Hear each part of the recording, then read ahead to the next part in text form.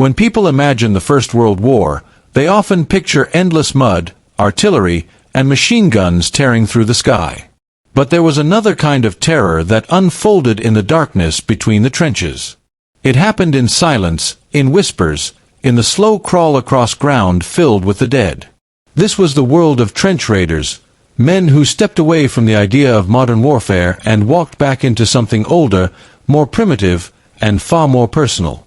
And to understand how this happened, we need to step into the mindset of Europe before 1914, when war was still imagined as glorious, fast, and decisive. For decades before the war, generals across Europe believed in the power of courage and aggression. They studied the victories of the past, especially those of Napoleon Bonaparte, and concluded that morale and offensive spirit mattered more than technology. In France, this belief became almost a religion. Officers told their men that determination alone could carry them through machine gun fire and artillery. It sounds unbelievable now, but many truly believed that bravery could overcome modern weapons. The bayonet was seen as the ultimate symbol of this spirit, the weapon that would decide battles face to face. Armies competed to create longer rifles and longer blades. The idea was simple: reach your enemy before he could reach you. Training focused on lunging and thrusting. Soldiers were taught where to strike to kill quickly. They practiced in formations designed to create shock and terror. It was a vision of war that looked backward, not forward. And when the war finally began in August 1914, this old vision collided with a new and brutal reality. French soldiers marched forward in bright uniforms, flags waving, bands playing, officers leading with drawn swords. It was meant to inspire courage. Instead, it turned them into targets.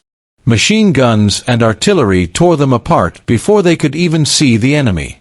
The result was catastrophe.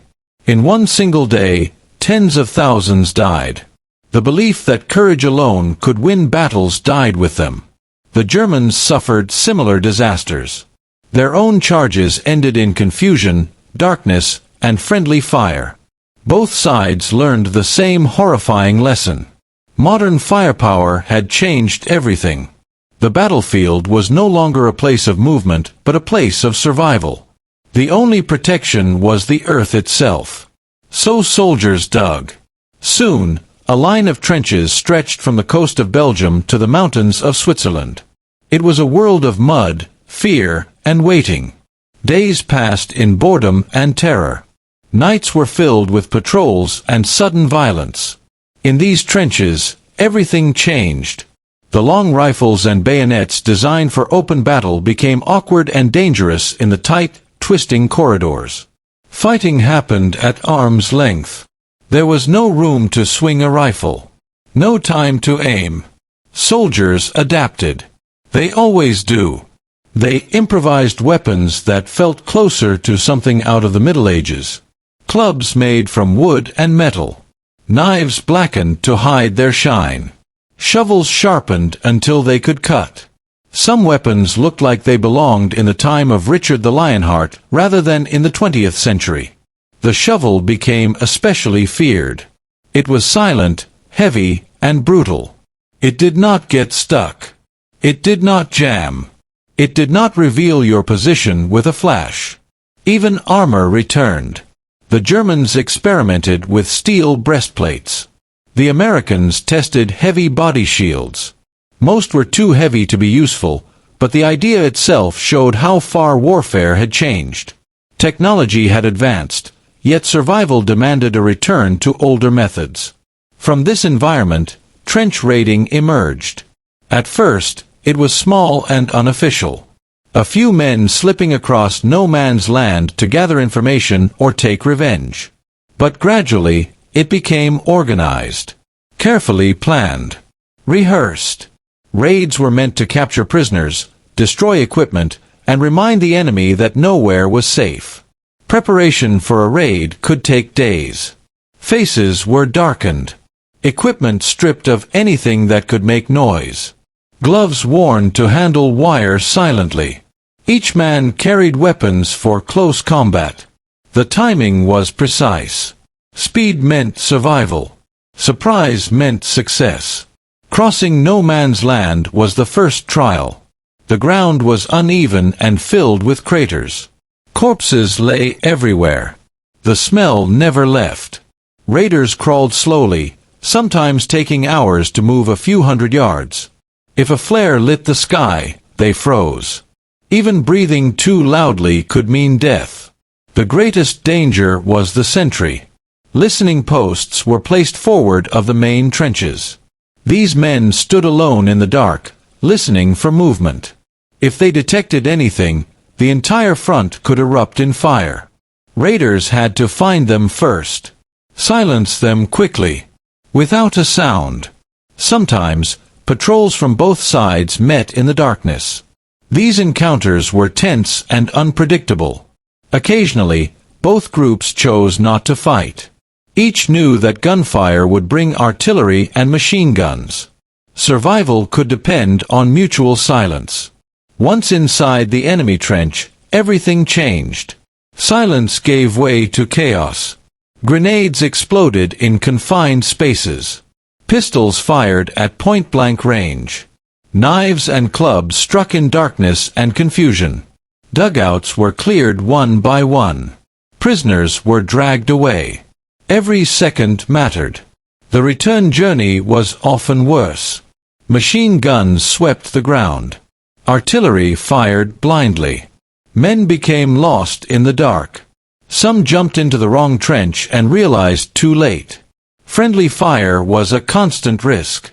Passwords and signals were used, but confusion was everywhere. For many soldiers, these raids felt pointless. They risked everything for intelligence reports or minor objectives. Yet High Command believed they were essential. They maintained aggression, prevented complacency, and sometimes they broke unofficial truces that had developed between enemies. As the war continued, new weapons appeared. Pistols became vital. The submachine gun changed everything. The German MP-18 offered firepower in close quarters unlike anything before. Shotguns terrified enemies with their devastating spread. Flamethrowers added a new level of fear. Hand-to-hand combat training became formal. Soldiers learned boxing, wrestling, and jiu-jitsu. Warfare had become personal again. But raids alone could not win the war. Commanders realized that the same principles of speed, surprise, and infiltration could be used on a larger scale. This led to the development of specialized assault troops. The Germans called them stormtroopers. Elite volunteers trained to bypass strongpoints and strike deep into the enemy's rear. They relied on initiative rather than strict orders. Young, aggressive, and highly trained, they carried grenades, pistols, and submachine guns. They were the evolution of the trench raider. Their success shocked the world. At battles like Battle of Caporetto, entire armies collapsed under their attacks. One young officer, Erwin Rommel, demonstrated how small units could defeat much larger forces through speed and surprise. In 1918, these tactics were unleashed on the Western Front. Fog and massive artillery allowed stormtroopers to penetrate deep into enemy territory. For a moment, it seemed the deadlock had been broken. Warfare became mobile again. Victory appeared possible. But success brought new problems. Supply lines failed. Elite troops suffered heavy losses. Without support, advances stalled. The offensive collapsed. The war ended months later. In the end, the First World War showed a terrifying contradiction. Humanity had reached unprecedented technological progress. Yet the fighting often came down to the most primitive forms of violence. Clubs, knives, shovels, face to face. And perhaps that is the most haunting truth of all. Modern civilization did not remove brutality from war. It only changed the path that led to it. In the darkness between the trenches, where fear and survival ruled, soldiers discovered that the future of warfare sometimes looked very much like its distant past.